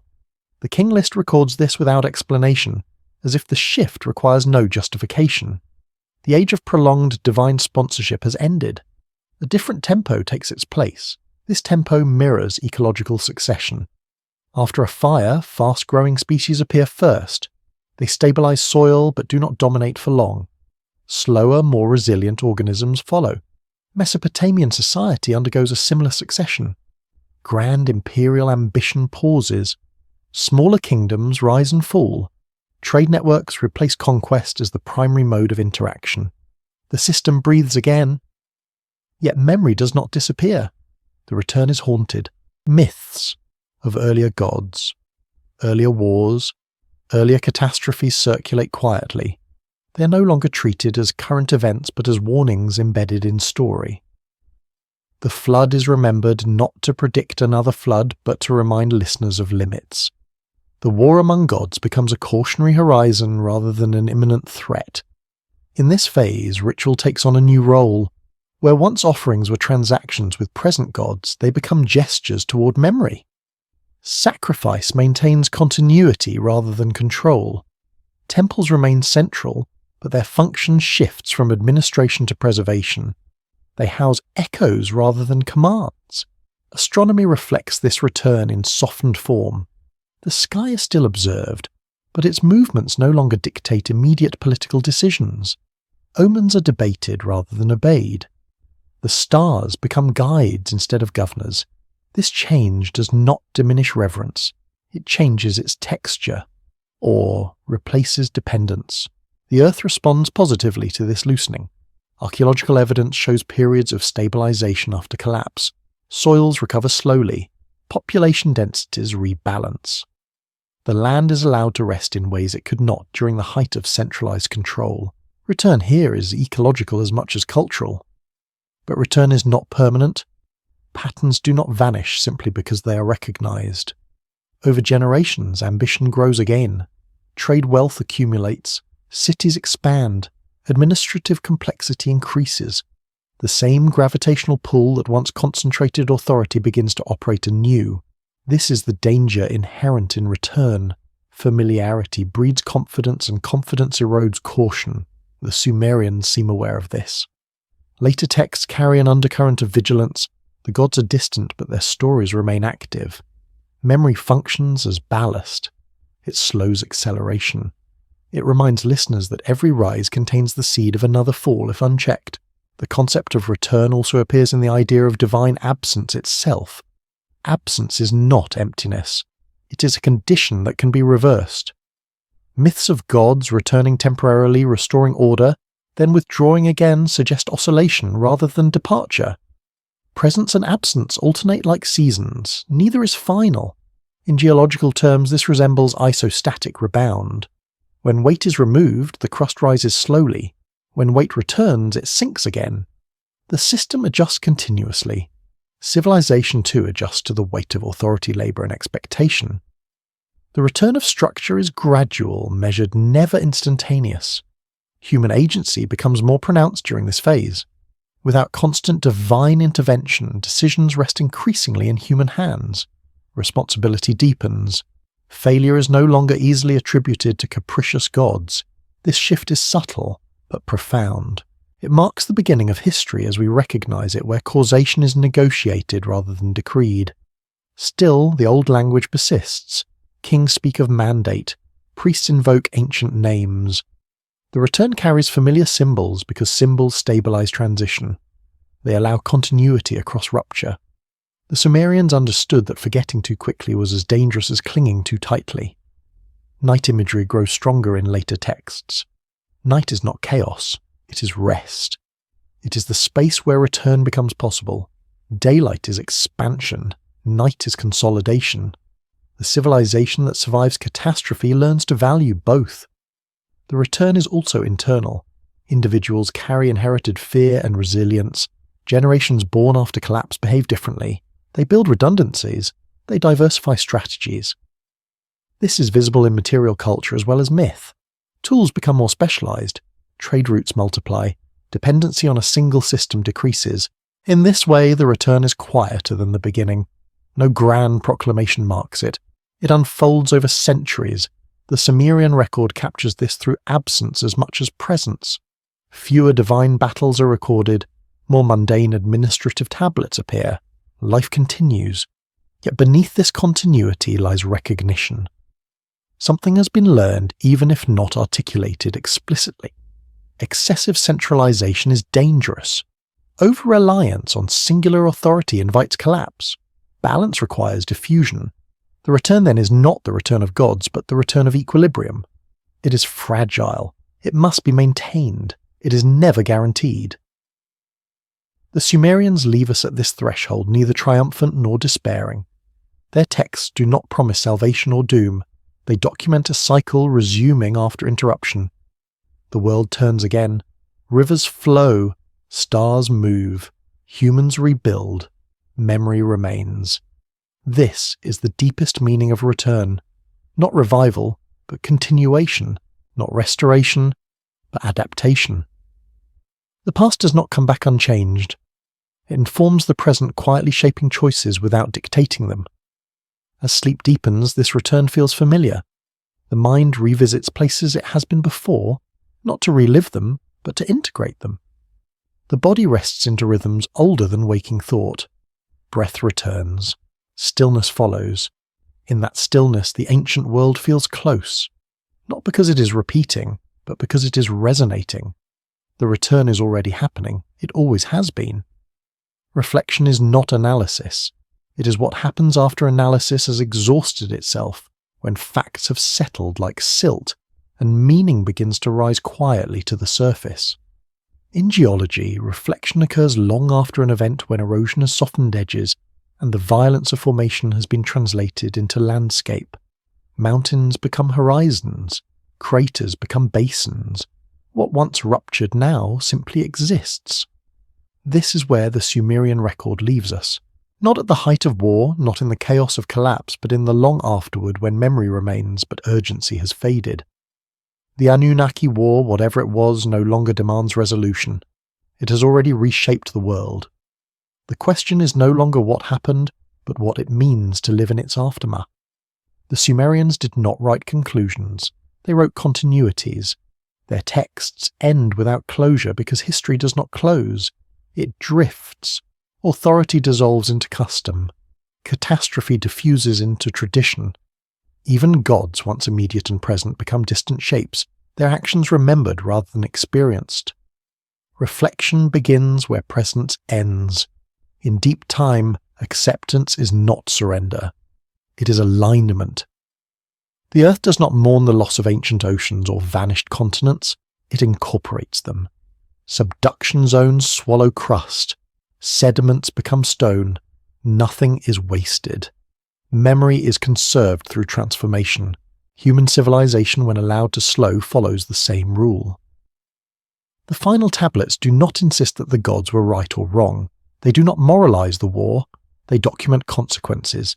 Cities destroyed, populations reduced, authority redistributed, withdrawal enacted. These are not judgments. They are observations. Reflection does not ask who was to blame. It asks what endured. What endured above all was administration. Not divine administration, but human. After the gods recede, people continue recording. Grain counts persist. Legal disputes are settled. Calendars are kept. Writing survives. This continuity is easy to overlook because it lacks drama, but it is the most important outcome of all. In geological terms, this is sedimentation after upheaval. Life does not resume immediately at former complexity. It stabilizes first. Simple systems establish balance. Only later does diversity return. The Sumerian world after the Anunnaki war reflects this pattern. Empires give way to city-states. Grand narratives give way to local governance. The system breathes again. Reflection also reveals limits. The gods once described as administrators with tools, weapons and jurisdiction are no longer portrayed that way. Later texts speak of them symbolically, ritually, distantly. This is not theological decay. It is recognition of boundary. Direct intervention proved too destructive. Distance becomes a form of restraint. This restraint echoes throughout later human history. Power becomes increasingly abstract. Authority moves from individuals to institutions. Decisions are mediated.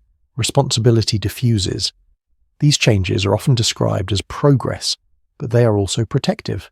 They reduce the likelihood of catastrophic escalation. The Sumerians did not articulate this as philosophy, they lived it. Their myths soften over time. Violence recedes. Order becomes quieter. Reflection replaces command. This transition is subtle, but unmistakable when texts are read sequentially. Night plays an important role here. Reflection is nocturnal. It belongs to hours when activity slows and the mind releases urgency. Many Sumerian hymns and laments are explicitly night-bound. They are recited not to change outcomes but to remember them. Memory is the function of reflection. Memory, however, is not static.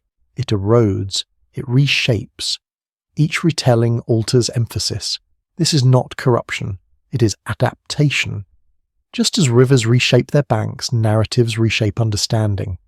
The Anunnaki war becomes less about gods and more about order, less about power and more about limits. From a geological perspective, this is metamorphism.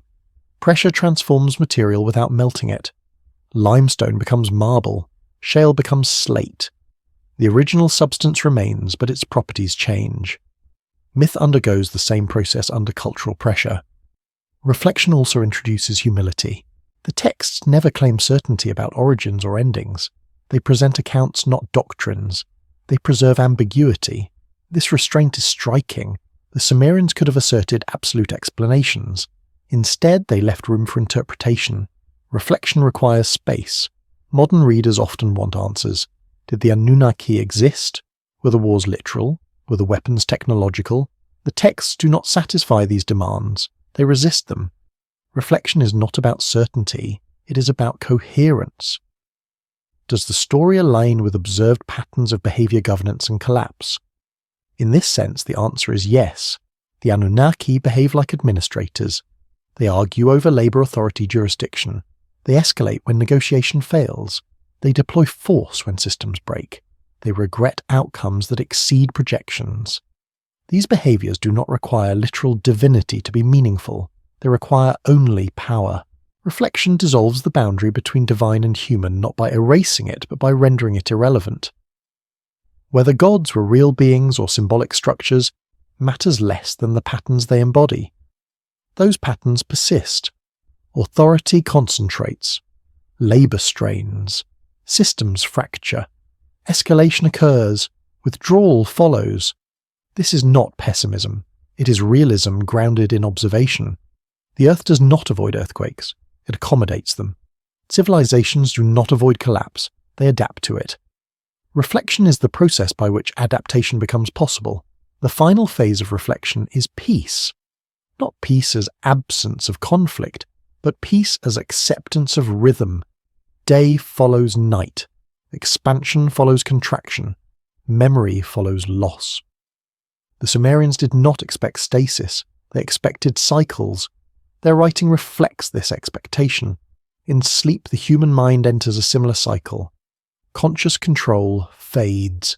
Deeper processes emerge. Memories surface without urgency. Reflection occurs naturally. This is why these stories belong to night. They are not meant to provoke action. They are meant to settle awareness. The Anunnaki war, placed in this context, becomes less terrifying. Not because it was small, but because it was familiar.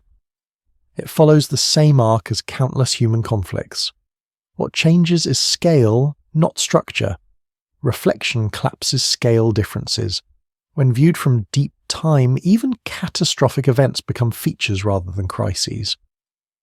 The Chicxulub impact ended the age of dinosaurs, yet it enabled mammals to diversify. Ice ages erase ecosystems, yet create new ones. Loss and creation are inseparable. The Sumerians sensed this. Their texts mourn destruction, but do not deny continuation. Cities fall, others rise. Languages change. Writing persists. Memory adapts. Reflection ensures that loss is integrated rather than erased. There is no final judgment in these tablets. No apocalypse. No redemption. There is only continuation. This may disappoint readers seeking narrative closure, but it is truer to lived reality. Reflection does not conclude. It deepens. As this journey ends, what remains is not an answer, but a posture, a way of looking at the past that does not demand resolution, a willingness to sit with ambiguity, a recognition that not all records exist to persuade. Some exist simply to endure. The clay tablets endure. Pressed marks remain legible long after the hands that made them vanished. This endurance is not accidental. Clay was chosen because it lasts. Memory was embedded in matter intentionally. Reflection requires durability. Human attention is brief. Empires are brief. Languages are brief. Clay persists. Stone persists. Earth persists. The Sumerians entrusted their reflections to materials that outlasted belief systems. That choice itself is a form of reflection. In the end, the Anunnaki war becomes part of a larger story, not of gods or humans, but of systems under pressure, of authority testing limits, of escalation teaching restraint, of withdrawal creating space for renewal. This is not a warning anymore, it is an understanding, the kind that arrives only after long contemplation, the kind that does not urge change but encourages balance. As sleep finally claims attention, these thoughts need not remain active. They can rest. Reflection does not require vigilance. It requires trust. Trust that patterns are intelligible. Trust that memory persists. Trust that the earth patient and ancient continues thinking through time. The war is over. The archive remains. And in the quiet that follows, understanding settles like dust. Reflection deepens when the need to decide dissolves. What remains is not passivity, but a wider awareness that systems larger than intention are always at work. The Sumerians did not attempt to master these systems through belief alone. They observed them.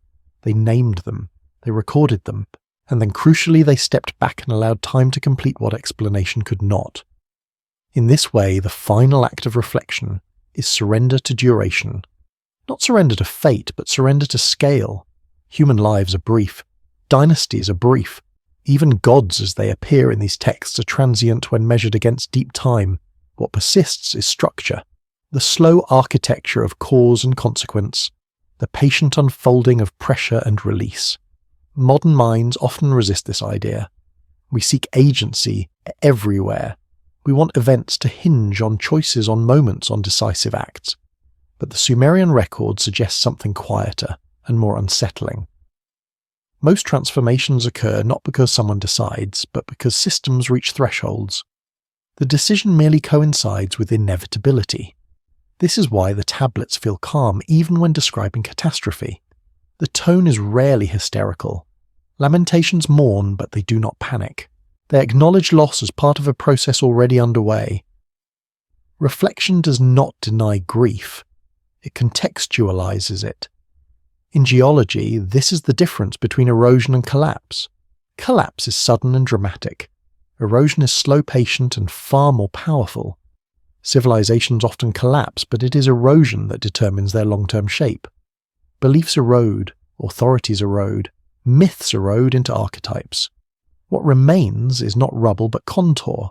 The Anunnaki war viewed from this distance becomes contour rather than event. It shapes the landscape of later thought. It explains why later cultures imagine gods as distant, inscrutable, bound by rules they did not create. It explains why divine intervention becomes rarer, more symbolic, more mediated. Reflection transforms conflict into background. This background hum is what carries forward. Long after specific names fade, the assumptions they introduce persist. Authority is dangerous when unchecked, labour has limits, systems must adapt or fracture. These truths do not belong to one culture. They are rediscovered repeatedly because they are structural. Reflection also softens fear. If collapse is not punishment but transition, then anxiety loses its edge. The future becomes less a threat and more a continuation. Unknown but patterned. Uncertain but not arbitrary. The Earth has done this before. So have we. In this sense, the final gift of the Sumerian text is permission to rest, to stop demanding final answers, to allow ambiguity to exist without resolution. Reflection does not close the book. It sets it down gently.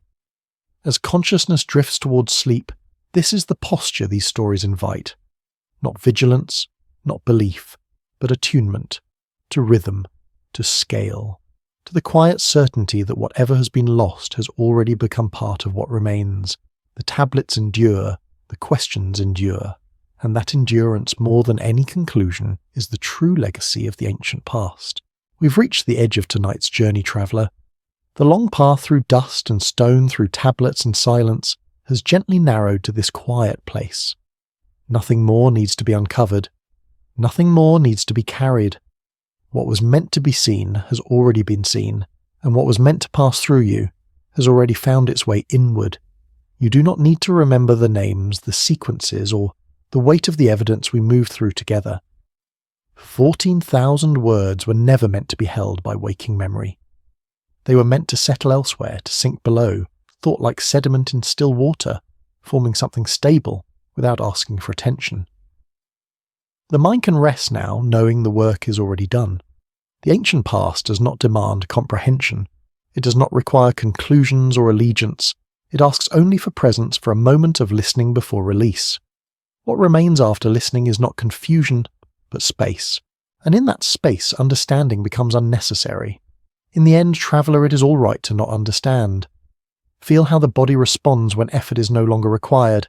The shoulders soften, the jaw loosens, breath deepens without instruction. Let gravity hold you. Let the questions fade. They have reached their limit for tonight, and they are willing to wait until another time or never return at all. Nothing from this journey needs to be taken forward into tomorrow. The civilizations we visited rose and fell without asking anything of you. The wars ended long before this moment. The stones cooled. The dust settled. You are safe here, suspended between memory and sleep, where meaning no longer needs to be shaped. Allow the darkness to finish what the story began. Not an ending, but a quiet closure, the kind that feels like a door gently closing somewhere far away, leaving only stillness behind. There is nothing left to solve, nothing left to resolve, only rest. Some mysteries aren't meant to be solved, only observed. Tonight the universe whispers again, sleep, traveller, the cosmos will keep watch.